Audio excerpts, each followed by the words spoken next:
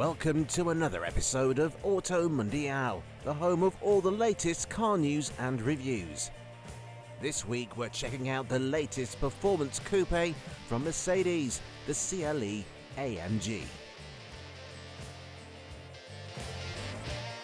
We also had the facelifted Jeep Wrangler and a new electric crossover from Hyundai. Plus Ford's new Transit campervan and a bargain EV from Citroen, the £22,000 EC3. That's all coming up later on. Up first though, the news.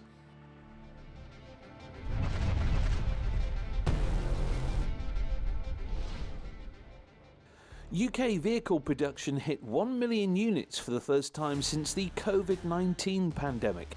According to the Society of Motor Manufacturers and Traders, more than 905,000 cars were built in Britain, along with 120,000 commercial vehicles, resulting in biggest production figures since 2019. SMMT chief Mike Hawes was surprised by the result given the continued supply chain issues, but was pessimistic about 2024 as shipping issues in the Red Sea are causing yet more problems for the car industry.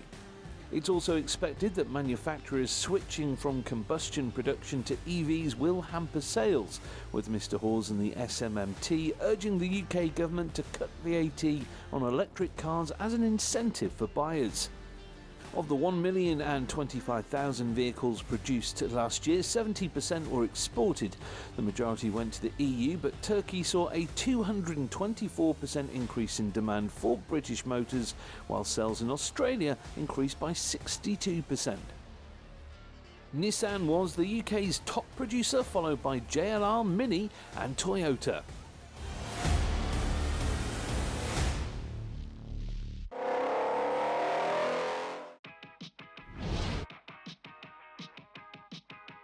The Citroen C3 has never shied away from doing things a bit differently to other super minis.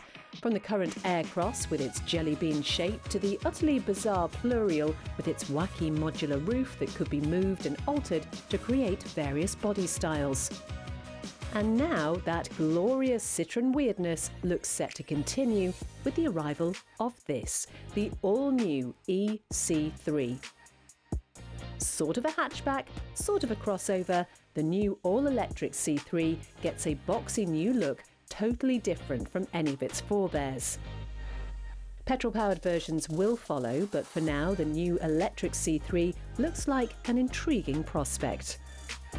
You see, not only does it look the part with its ultra-modern lights and chevron grills, but it's slated to become one of the very cheapest EVs on sale, with prices starting from under £23,000.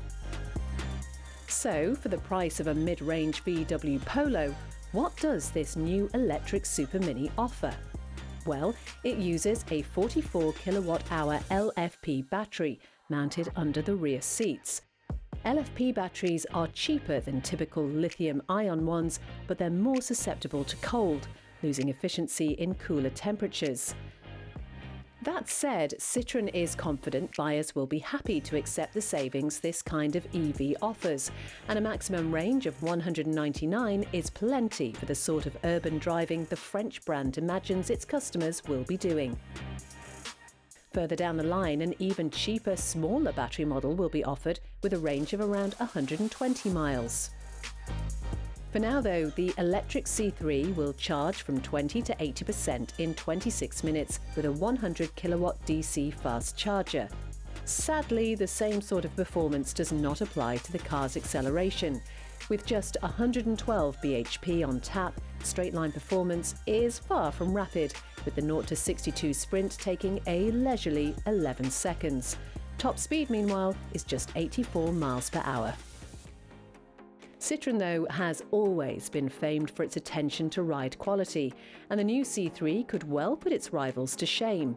It will be the first Super Mini to use hydraulic bump stops, and with an extra 70mm of suspension travel over the outgoing car, it should set a new benchmark for ride comfort. Inside, the little Citroen's interior is every bit as stylish as the outside, with an attractive dashboard, retro-looking active comfort seats, and an achingly cool two-spoke steering wheel, which is almost circular, but not quite. The HVAC controls are all buttons, and there's a smart 10-inch touchscreen infotainment system for media. However, Citroen isn't the first manufacturer to launch a cheap, stylish electric urban crossover. This is the Dacia Spring, a car we've been excited about for ages. Following its reveal in 2021, Dacia was hesitant to say whether or not it would sell the Spring in the UK. Now though, 3 years later, the Romanian brand has confirmed it will arrive in Britain this year. Closely related to the Indian market Renault Kwid, the Spring is currently Europe's cheapest electric car, ignoring the plastic quadricycles from Citroen and Fiat. Priced from around €18,000, it should undercut the EC3 when they both go on sale here towards the end of 2024. Like the Citroen, it gets some boxy SUV styling, but it's certainly not as elegant as its French competitor. Inside, it's predictably basic, with swathes of black plastic lifted by bits of brightly coloured trim. But this is what has made Dacia so popular: its no-nonsense approach to car building, leaving out the bits you don't need in the pursuit of good value. You can spec an optional infotainment screen though, complete with CarPlay and Android Auto, as well as air conditioning, electric door mirrors and even a reversing camera if you're feeling particularly flush. Powering the base spec Spring is a tiny 43 brake horsepower electric motor, paired up to a 26.8 kilowatt-hour battery. That may sound akin to the setup of an old milk float, but it'll get the plucky Dacia up to a heady 78 miles per hour. The WLTP range is 140 miles from a single charge, but that's likely to be higher if you stick to urban driving. If you're feeling the need for speed though, there's a faster model with a massive 65 bhp, although that's still some way off even the most basic EC3. The Citroen then feels like the more polished option and a refreshing, not to mention cheaper alternative to the ageing Renault Zoe and rather dull Vauxhall Corsa. A petrol version is on its way in the coming months, with first deliveries expected by the end of the year.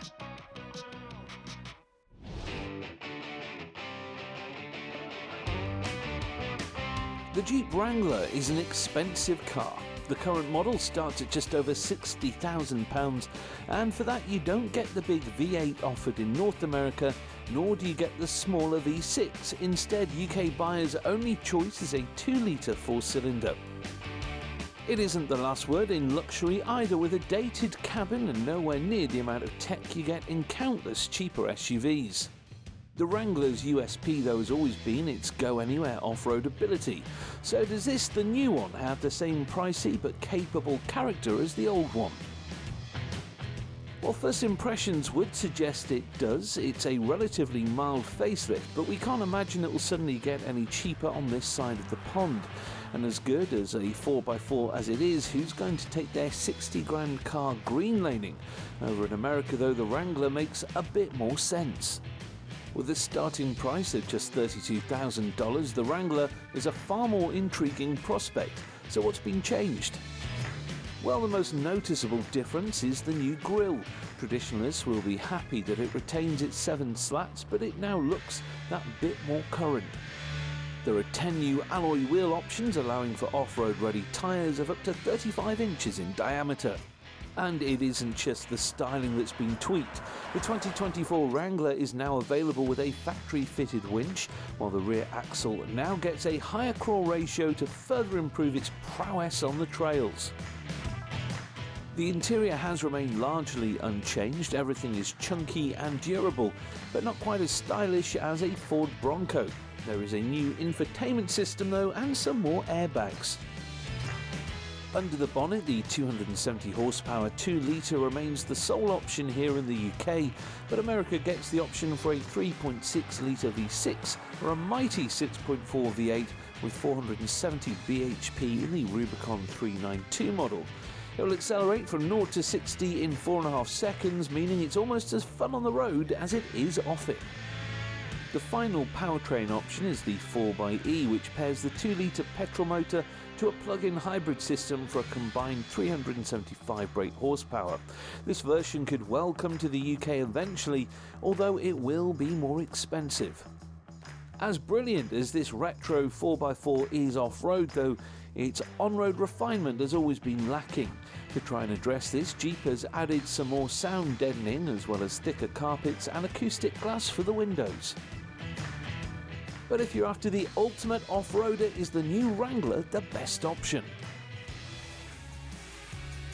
Well, for nearly £10,000 less than the most basic Jeep, here in Britain, you can get yourself into a real icon.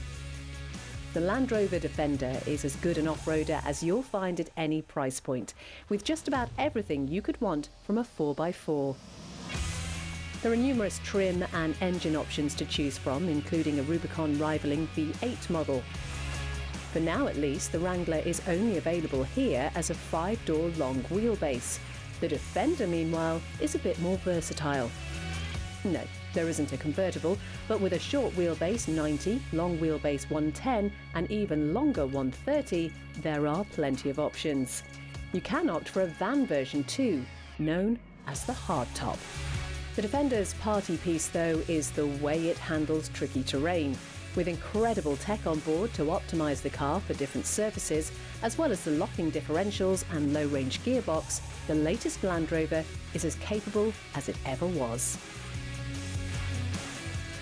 In conclusion then, the Jeep Wrangler is a stylish, fun, capable and good value 4x4 if you live in North America.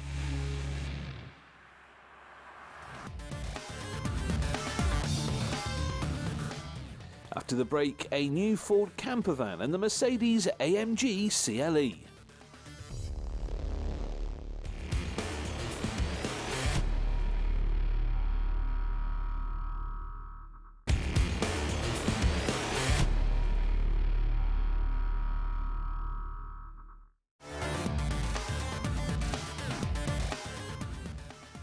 Coming up, Mercedes-AMG's new fast coupe, but first...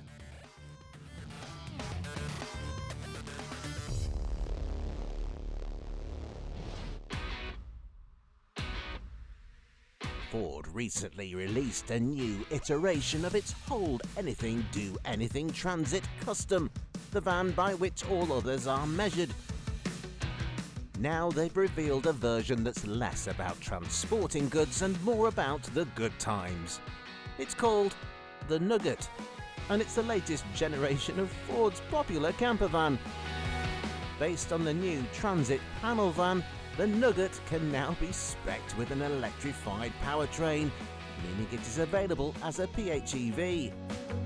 This model features the same 2.5-litre petrol engine you get at a Cougar, combined with an 11.8 kilowatt-hour battery and electric motor for a combined output of 228 brake horsepower. For those that frequently go off the beaten path, the Nugget can also be fitted with all-wheel drive, ideal for especially muddy festival car parks. If you don't need all that power, a more conventional diesel is available with 168 horsepower and an automatic gearbox. But the Nugget is all about the destination. Developed in partnership with famed German camper converter Westphalia, the Nugget gets a new pop top built into the solar roof and a retractable side awning. Inside, the Nugget has everything you need for a driving holiday, with living spaces for cooking, living and sleeping. The Nugget is a 4-berth, with sleeping quarters in both the pop-top and behind the passenger cab, while 5 occupants can travel in the camper thanks to the driver and front passengers' rotating captain's chairs and 3-seat rear bench. Creature comforts include wireless charging and a 5G modem, as well as a 7-inch touchscreen to control the Nugget's heating, water levels, battery level and lighting. Other mod cons are a thermostatic hot and cold shower, heated rear bench and roller blackout blinds. The custom Nugget diesel is available to order now, while the PHEV model will be introduced later this year.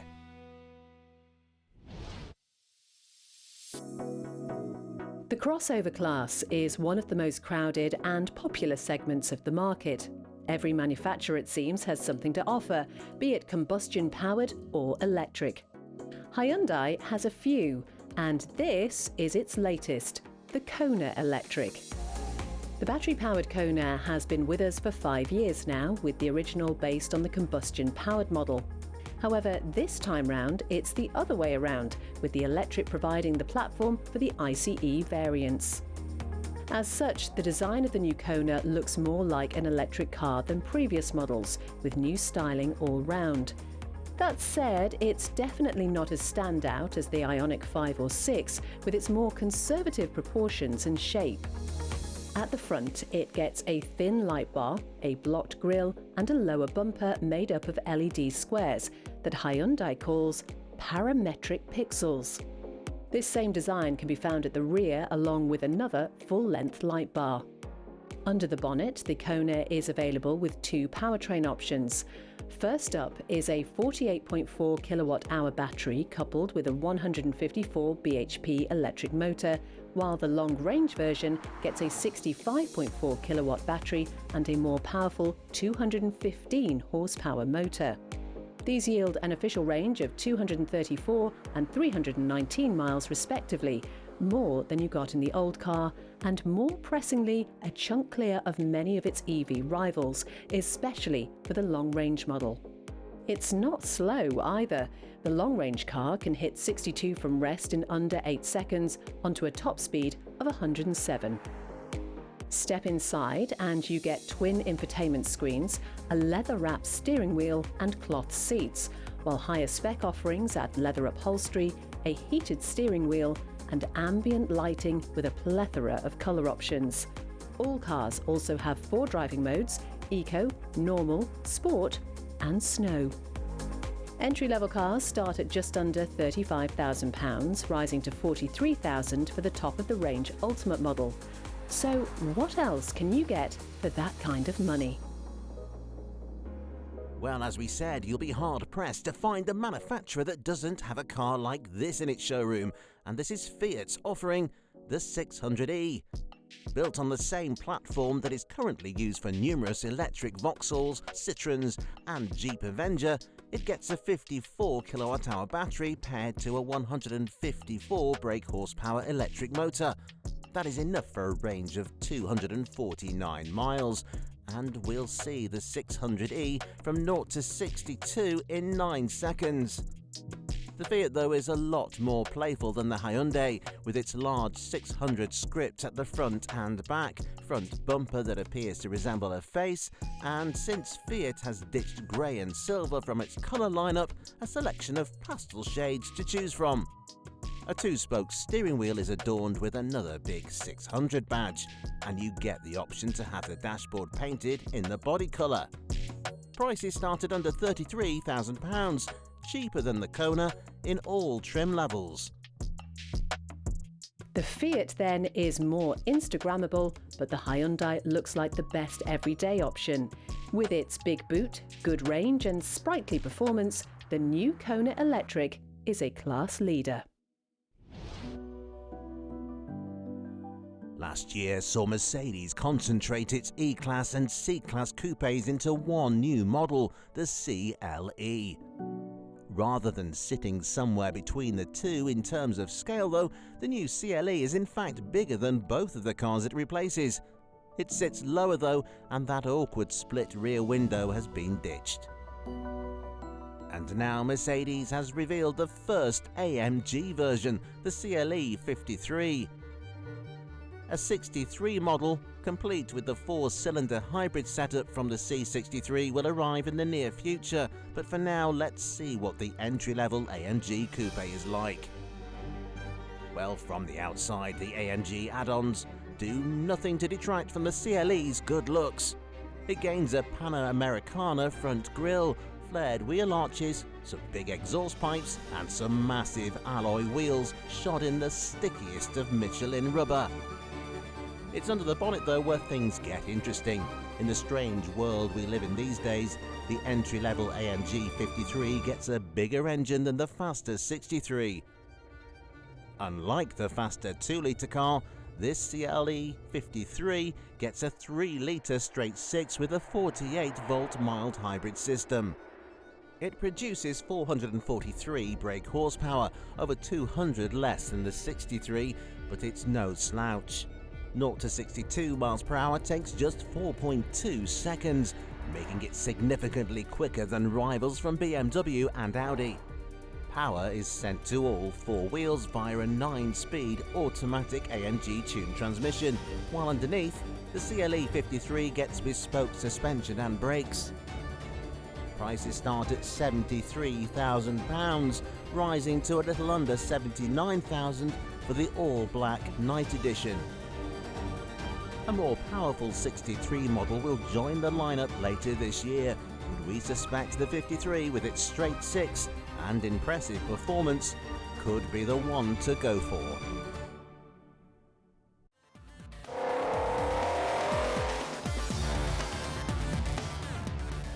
Join us again next week on Auto Mondial as we get our first look at the all-new electric Porsche Macan. Don't miss it.